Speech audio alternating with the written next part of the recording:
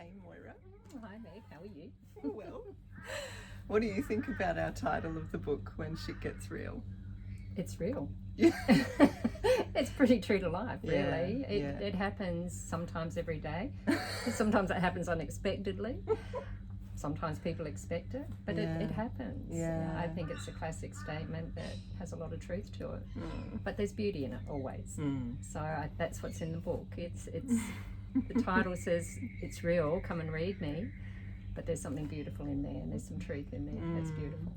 Congratulations. Oh. Moira wrote a beautiful piece in the book about menopause, and I wanted to just quote something that you wrote. It was that the human body is fueled by emotions which are governed by hormones, and balance is what's needed. So can you... Well, we hear that statement a lot, don't we? That balance is what we need, and we often think that is something we have to do, right?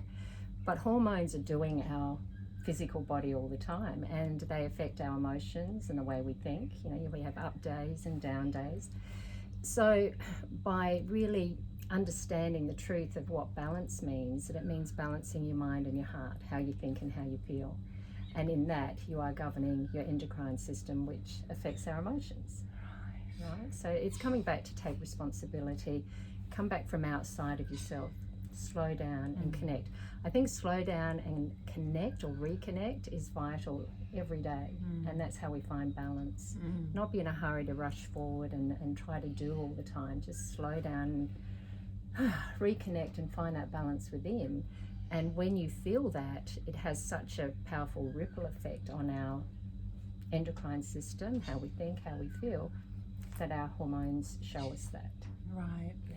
And then that filters out into the home space. Absolutely. So for women in partnerships, their men are going to feel that. And their men are going through it too. Yeah, that you wrote about that in the book as well, and I was really curious about how women can support men in understanding our cyclic nature, but maybe their cyclic nature as well. Yeah. And we do mirror each other, don't we? Yeah. I mean, you're living in an environment where everybody's in each other's energy, even though we're going through things individually. And if you've studied esoteric wisdom like astrology and numerology, you'll see each and every person is wired so uniquely individual, and each person has to have freedom and space to access that. So their cyclic energetic nature is going to be all over the place. Like the moon governs us every 2.5 days to feel differently in a different space of our life. So we all need that freedom to identify that, but we're going to project it and reflect it into that environment that's the closest to us. So the more we can focus on, as I think I said in my writings, of the self-nurturing that we need, then we're going to see that others need it too, and we're more willing to give it because we experience what it feels like to get it, that nurturing, self-nurturing. So by slowing down, reconnecting with what you need, and then you listen to somebody else, how they're feeling and what they're experiencing, you'll see, oh, we both need the same thing. We either need space or we need freedom, not to be on our own, but to reconnect.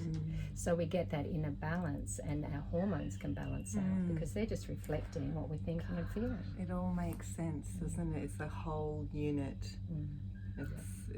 And even the environment's a biosphere. Like, we're trying to segment it into these pieces. We were saying walking around like just a head walking. It's like, but it's connected to this. Yeah, all of it. It's come here. This is the source. This is what we use to manifest from the source. But if we're living up here, making judgments about everything and other people, we're disconnected. We've lost the source. But we'll keep creating regardless. Even though we're living up here, we're going to still create that reality and judge it because it's not meeting a need. It's not giving us balance. Excuse me. So the home, the home itself is a place that we should learn that and be nurtured and make mistakes and get guided and have support. We should come home from the outer world and find what we need at home, so that we go back out into the world feeling more empowered and stronger and more relaxed and more balanced. So the first place is start home and start from within. kind of makes sense why I haven't left home for such a long time. I've had a lot of work to do. And your home reflects that beautifully. Yeah. It's so nurturing and calming and peaceful. It's beautiful. Thank you. So, considering that we're talking about nurturing our bodies and the home that it is, it brings me to think about the vulva pack. Wow. Yeah. Yeah, vulva care. Like, what do you think about caring for our vulvas? And we've got 3 children. I have had 3 beautiful daughters, and they're my pride and joy, and I feel very blessed to have them. And as all women know, when they go through any form of childbirth, it does have an effect on our most personal and private parts of our body, which is the vulva and the vagina. And I did find that having a natural birth, I needed episiotomies and I needed stitches, and I wasn't taught any care for that afterwards at all. It was just another part of the body has to heal, get on with life.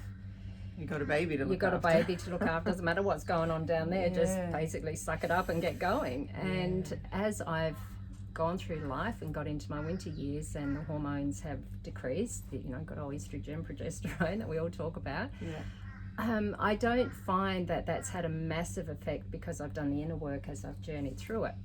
But physically, doing the regular checkups, I did find that I had an outcome that wasn't going to serve me as I got older, because I found the skin, even though lubrication wasn't an issue for me, the skin was much finer, and from the scarring tore. Even when I had a pap smear, it would tear, and I thought, oops, I'm done. So to have something like this is just so beautiful, to put that energy back in there of nurturing and moisturizing and keeping it soft and, I'm saying flexible, that's not the word. Well, kind of. It's not just getting old and dried out and hard. We moisturize every part of our body, and we forget the part that gives us the nurturing and pleasure that we should not lose as we're getting older. That's so good to hear. That's been my point too. It's like, if we moisturize our face, why not our yonis? Exactly. Like, it just makes sense to me. So, okay, when I think about aging gracefully, you totally represent that to me. You are such evidence of a woman who has lived a life and mothered and married and done all the things, and you look so good to me, and I know that's from the inner work, but I want to hear more, because we just created another formulation of our Illuminate range. Exciting, and you're my poster girl. but just knowing, that you have three young women of your own, and what you're modeling to them around aging, I just want to hear, how can I go forward in the aging process and be graceful like you? Oh gosh, that's beautiful. Thank you. That's so lovely to hear, because often you don't see yourself that way, because you grow up with this body and you see the changes. Right. But I guess what you're asking me is, what do I do? How do I see life? I just always come back to my feelings. Okay. We talked about days when you feel 100 years old, and those days I go, whoa, stop, slow down, reconnect. Reconnect, go back in. We have the source of everything we need within, and everything without will trigger to show you where you're missing that. But nurturing to me is the most important thing we need to do for ourselves. We need to stop and say, where do I need nurturing? And know you can meet that for yourself.